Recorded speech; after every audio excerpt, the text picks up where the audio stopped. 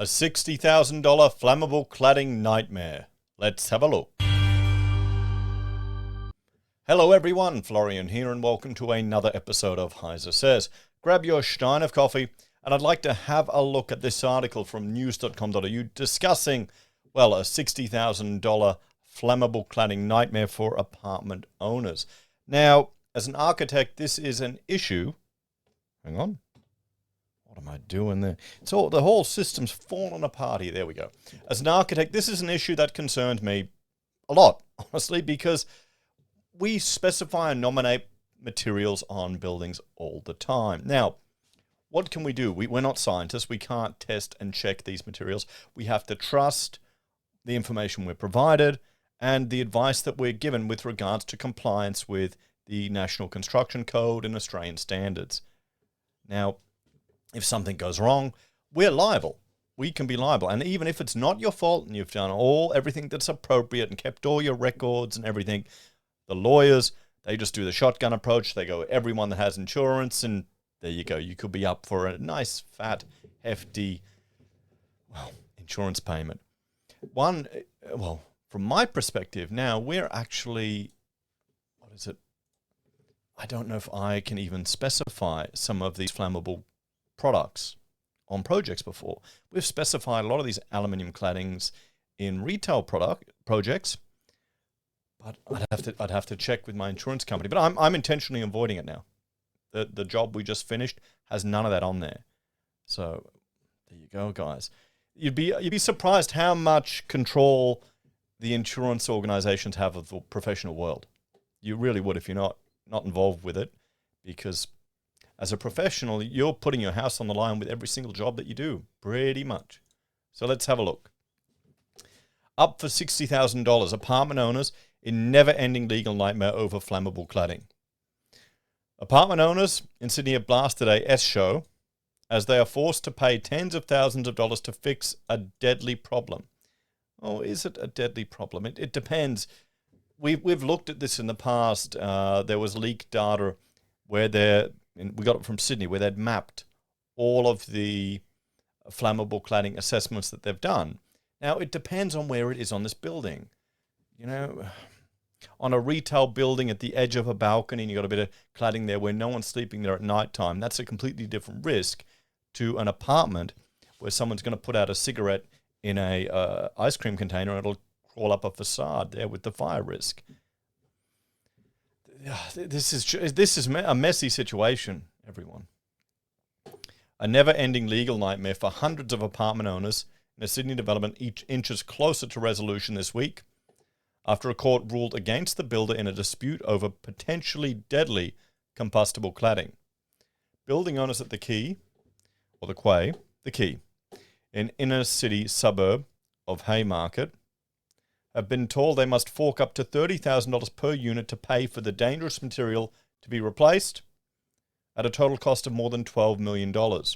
And a final decision on whether they will be reimbursed is likely to be tied up in courts for years to come as their legal fees balloon. The tender for the remediation work, coming more than 3 years after the council issued a fire safety order on the building, and 6 years since London's Grenfell Tower disaster that claimed 72 lives, will be discussed by the Owners Corporation at an extraordinary general meeting on May 1. The way construction works in Sydney, it'll probably end up double, said one man who owns 2 units in the building and is up for $60,000. Yeah, he's probably right.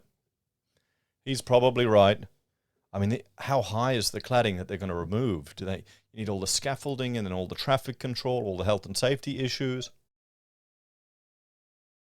It's almost worse to replace it than to build it the first time. No, it definitely is worse. There are so many people suffering because of this. It's messed up. The government needs to step in and pay up. Pressure needs to be put on the new government. The Quay, a 286-unit mixed-use development built on the site of the old poultry section of Paddy's Market in Chinatown, was one of 435 identified as potentially high risk by the New South Wales government's cladding task force in 2018. So what is it? The stuff here? Where is it? Maybe, yeah, probably there. No, that's sliding panels. I don't know where it is. Maybe right up here. That could be it. Or up here.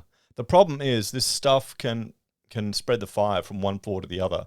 You've got our buildings in Australia are very well designed to mitigate the spread of fire from one apartment to the other, either side to side or one story to the other story.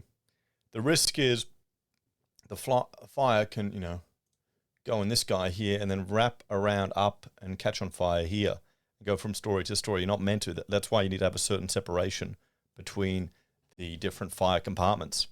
And I mean, say this stuff here was all flammable, it could just track right up and then just jump into each building. That's why even like the curtains and shower curtains and all those things that in health buildings, you make them fire retardant materials to minimize that risk. But I mean, imagine here, you got a curtain that's flammable, you don't know what it is, just blows out and the fire's coming up here and all of a sudden you got a whole building going up instead of just contained into one enclosed unit.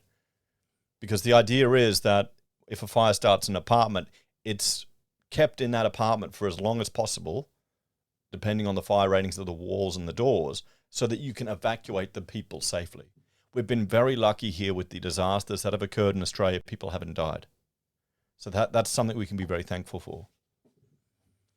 So, owners started legal proceedings in the New South Wales Supreme Court against the Chinese-backed developer AussieBroadband and the builder Parkview Constructions in 2020 over the allegedly defective aluminium cladding panels, which at the time of construction were not deemed unsafe. So this is the thing that worries me here.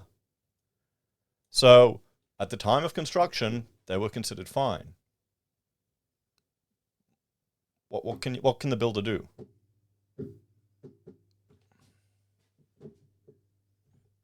What can the builder do? The Grenfell disaster and subsequent ban on aluminium cladding opened a legal can of worms over who was responsible for the cost of remediation. Now, Grenfell is an interesting one because if you look into the history of it, a lot of that construction, like going back, forget about the cladding, before the cladding, they were precast construction, rapidly deployed housing for post-war period. And they leaked, they were dodgy, it was built by the government, the inspection teams had no authority. There's a whole documentary, and we've discussed it on the channel some time ago. But of course then, to protect from water ingress, they skinned it in this stuff. And sadly, disasters have happened. This is why you don't want to rush construction or an overheated you don't want to overheat the construction sector. So when every man and his dog is claiming developers aren't pushing buildings out fast enough, they're doing it for their profits. Building is bloody hard, guys. Okay? It's not easy. It's complicated. There's a lot of challenges there. You don't want to rush it.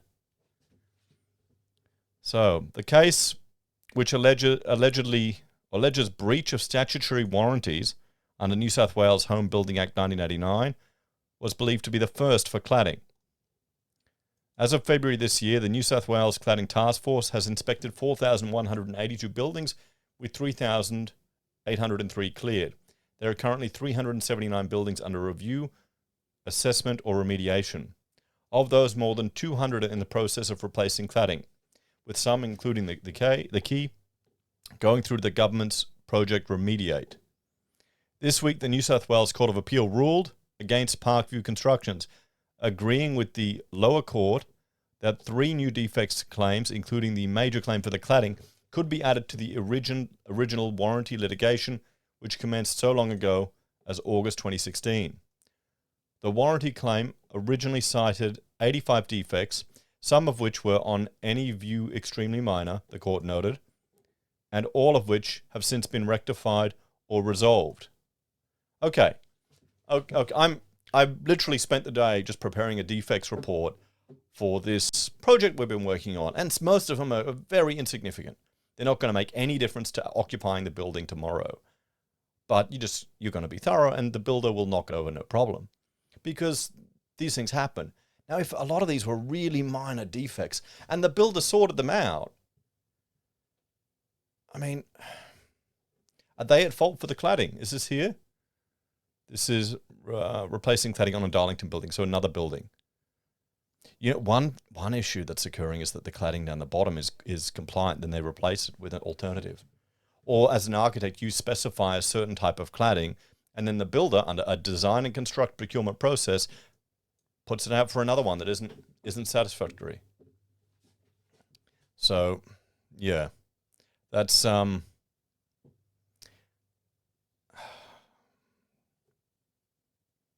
it's a mess. It really is. The latest dispute turned on whether the 3 new defects brought forward in 2021, more than 6 years after the building was completed in 2014, and therefore outside the window for major defects, required a new cause of action or could be dealt with under the same breach of contract claim. But in 2014, were these... So if the cladding was fine in 2014, and then you come... and it's changed afterwards... What the hell could you... shit. And this, you wonder why people don't want to get out of construction. You wonder... A viewer sent me an email asking for an architect contact in Adelaide. So I'm chasing up one of my old friends that I know there. And I've realized he's just left the profession. So many people I know have left the architectural profession because the amount of liability and risk that we take on, it isn't really compensated for in how much we get paid. So, and I mean, what could you do? There's no way you could have foreseen this. This will be interesting to see what happens to the builder, honestly. In their decision on Monday, the 3-member Court of Appeal panel, led by Justice Julie Ward, expressed some bemusement at the glacial pace of the litigation. The dispute in this court is confined to that part of the interlocutory decision that permitted the Owners Corporation to amend its technology and construction list statement to include 3 new claim defects summarized above, they wrote. At least in part, the parties had known of these defects for many years. For example, in March and May 2018, expert reports were obtained by the Owners Corporation and the builder concerning the cladding on the building. The court was not taken to any evidence, if there was any, explaining why the technology and construction list statement had not years earlier been amended to reflect the claims that the cladding was defective. The motion seeking leave to amend seems to have progressed at the same languid pace as other aspects of this litigation. It was filed on the 16th of July 21, but an amendment was served on the 9th of February 22, and it was heard on the 11th of August 22. Okay, I mean, I'm still... How can they retroactively change this requirement and then make the builder liable for it? How's that fair and reasonable? Maybe there's something else. Was there another defect with the cladding we haven't heard? Was it not performing its required function? Ultimately, the Court of Appeal found the primary judge was correct to proceed on the basis that, in this case, there was a single cause of action being prosecuted against each of the builder and the developer, and the amendments did not introduce a new cause of action. At least ordinarily, an amendment which does nothing more than introduce further departures from the building as promised will not give rise to a new cause of action which would otherwise have been out of time, because the cause of action is for a breach of the same contract, the panel said. That will not be the case if, say, a plaintiff sues a developer and then, out of time, applies to bring proceedings against the builder, but that is because there is a different cause of action on a different contract. Nor will it be the case if the plaintiff introduces a new cause of action such as negligence. The Court of Appeal approved Parkview Constructions and Aspeo to pay costs to the Owners Corporation, or ordered. Aspeo and Parkview Constructions did not respond to requests for comments. There has to be more than this, doesn't there? There has to be more to it than this. You tell me, guys. I mean, that's not even the building. See, this is the this is the issues, guys. This is what you're facing in the construction game. A spokesman for the building strata management company Bright and Dugan said as the case was still ongoing, the owners' corporation did not wish to make any comments with regard to the Court of Appeal decision. A City of Sydney spokeswoman confirmed that a fire safety order was issued to the Quay on February 2020. The order requires the building owners to remove and replace external combustible cladding, and the work is to be carried out in stages. We would encourage building owners to carry out remediation work as soon as they are able. We are unable to comment further as the matter is before the courts. In a notice to owners last week about the property, EGM property manager JLL said a quote for the rectification work had come in at $12.37 million, excluding GST. Please note this amount is for the entire cladding replacement, which includes the share of the other two members of the Building Management Committee, which include the retail stratum lot and the supermarket lot, the email said. The specific share for the owners' corporation will be the amount of $10.89 million, which will be paid for via a $13 million loan from Austria Finance. This hybrid loan provides a flexible funding arrangement by allowing some owners to pay up front and have no more to pay and save paying strata loan interest, while allowing other owners to spread their share of the project cost over the life of the strata loan, the email said.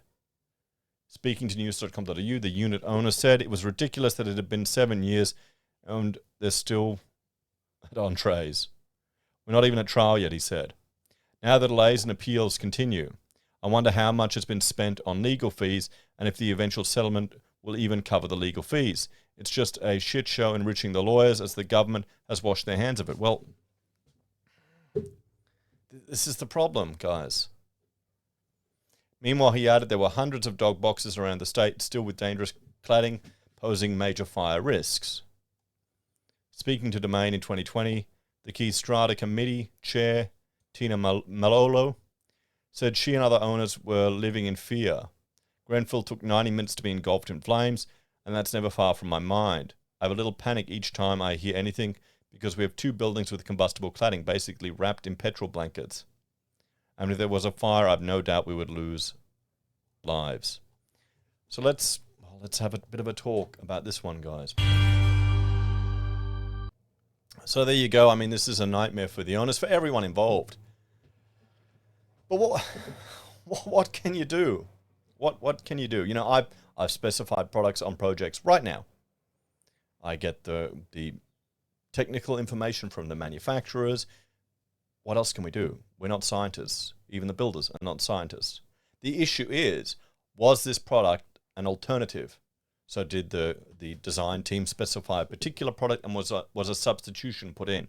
We've had that happen. That happens often on design and construct procurement projects where you don't have the traditional procurement where you do a concept and then you novate it underneath the builder. Then the builder has free reign. And the issue is your communication path is then through the builder to the original client. And that means that the builder may not communicate your concerns with alternatives. They may only communicate price savings, and that's how you get a lot of issues occurring. I don't know about this one, guys. I'm seeing it from a professional's perspective, going, what the hell could they have done if it met all the requirements back then when it was installed? You tell me, guys. As always, thanks for watching. Like, share, subscribe to the channel. Check out Heise BIM and Heise Does. And if you're a fan and enjoy the content I discuss here, you can support us financially on YouTube or Patreon. Use our referral links, buy Pocket Squares, or call us if you need an architect. Take care. Have a great day. I'll see you next time. Bye for now.